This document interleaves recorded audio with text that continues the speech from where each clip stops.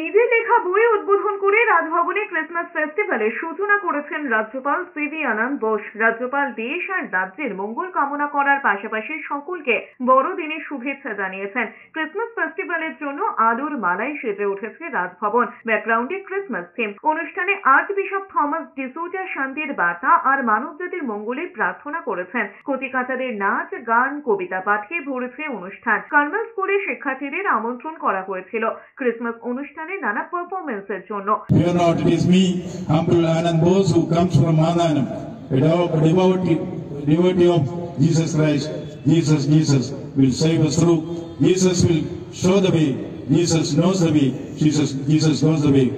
In the name of the Father, and of the Son, and of the Holy Spirit. I wish you the very best on this Christmas day. Thank you very much. এদিকে কলকাতার বউবারাকে বড়দিনের উদযাপন শুরু হয়ে গিয়েছে।